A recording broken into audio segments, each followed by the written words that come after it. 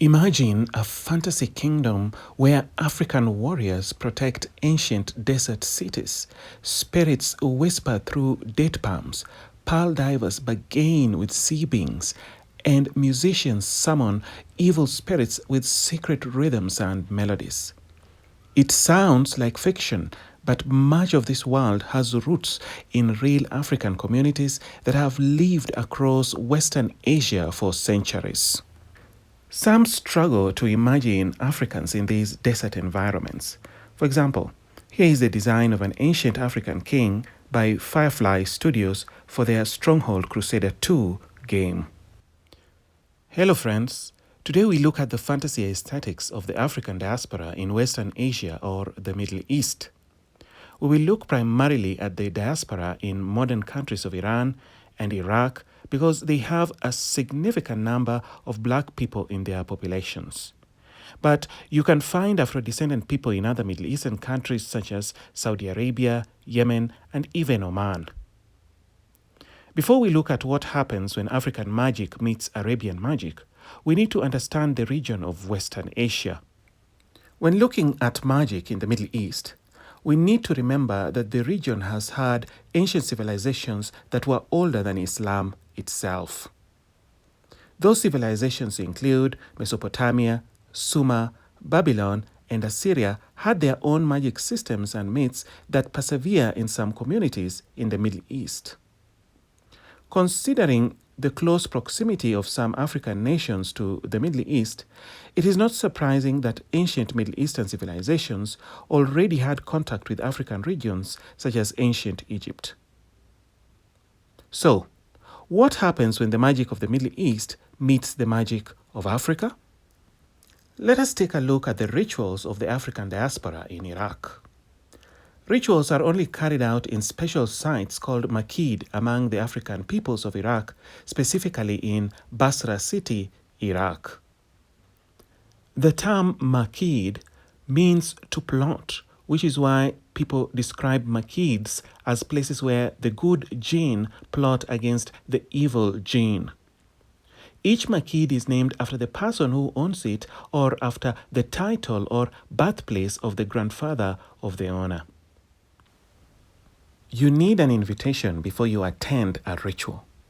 Individuals receive incense wrapped in a small white handkerchief, which signifies that they have been invited to participate in a ritual at a Makid.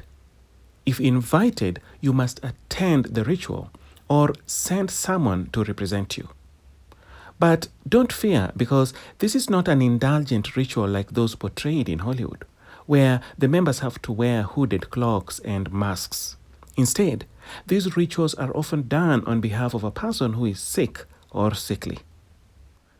Before the invited men, women, and children that attend the ceremony enter the Makid, which is a clean enclosure covered with area rugs, they must take off their shoes. Then, they all stay seated around the musicians who are seated at the front of the Makid. All the ingredients, tools, and paraphernalia for the ceremony is placed at the front of the venue or room close to the people who run the ceremony. The items placed at the front of the Makid include eggs, coffee, syrup mixture, baked beans, olive oil, an incense censer, and more. A boy burns sweet-smelling incense in the censer as he walks among the attendees and also sprays them with rose water on their heads. Note that they believe that the incense is food for the spirits. As they beat the drums and pluck the tambura lutes, they attract the good spirits and lure the participants to dance. The music often begins with a slow rhythm which becomes more intense and louder as people begin to dance. It is not surprising, therefore, that these ceremonies act as a glue that binds these communities together. It is also believed that they have restorative or healing powers. Other ceremonies that happen among Afro-Iraqis include Nuban, Hubush, and Aliwa. But African magic didn't stop in Iraq. It found its way all the way into Iran. Now, there are more than one group of Afro-Iranians, and they each have their own names for their particular groups. They even live in different areas of Iran such as Hormozgan, Sistan, Fars, Khuzestan, and Baluchistan. The Afro-Iranians are split between Iranians who identify as Balochs, Persians, and even Iranian Arabs. While they are farther away from the continent of Africa than Afro-Iraqis, Afro-Iranians have managed to preserve their African traditions, including magic. They have a curious ceremony where a person possessed by evil spirits is involved. Unlike in the Christian or Muslim traditions of casting out a spirit or exorcism, they instead rely on adorcism. To understand adorcism, you first need to understand what Za means. In East Africa, North Africa, and the Middle East, there is a belief in a form of spirit possession called Za. This kind of spirit possession manifests differently depending on your location in the Middle East. In Iran, Za doesn't just stand for spirit possession, but also the illness that is caused by such a possession.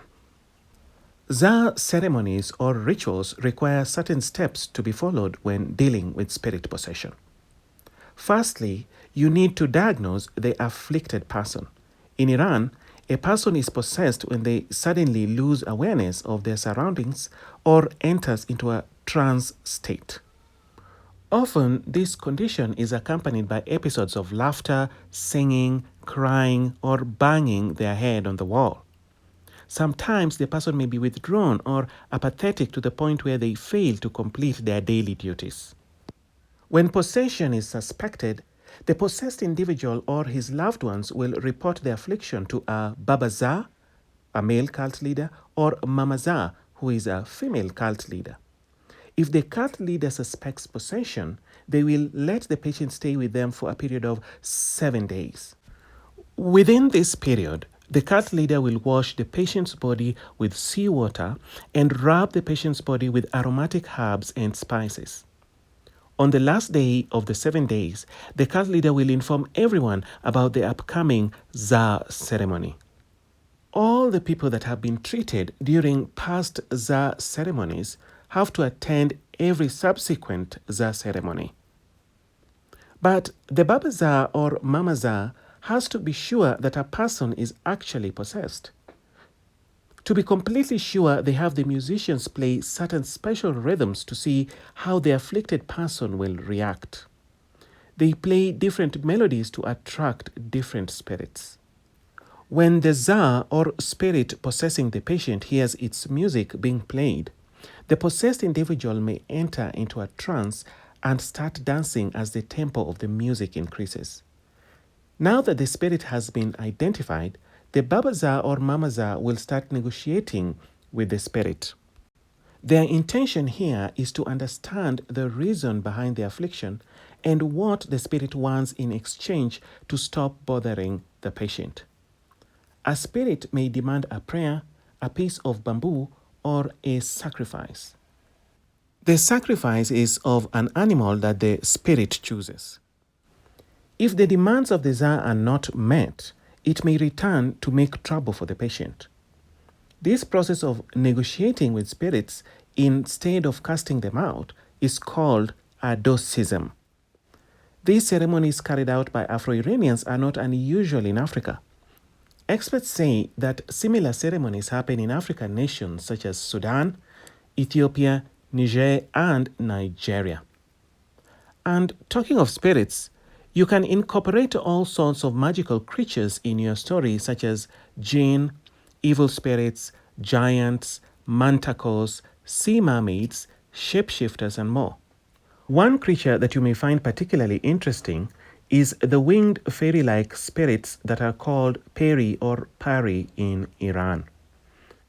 So, what architecture do you think the African diaspora in the Middle East would occupy? You can design buildings that are a mix between Persian Gulf coastal architecture and the East African Swahili influences. That means houses or religious buildings made using coral stone or dressed stone depending on the area. You should also incorporate carved wood wind catchers, courtyards, and wind towers in your designs. Don't forget about the tents that are often used by the nomads of this region. And there you have it. I hope you loved the video. In the next video, we will look at the fantasy aesthetics of the African diaspora in North America and the Caribbean. If you want to support my channel, you can tip me on Ko-fi or join my Patreon. Please subscribe, like, and leave a comment because it will help with the YouTube algorithm. Goodbye and good luck.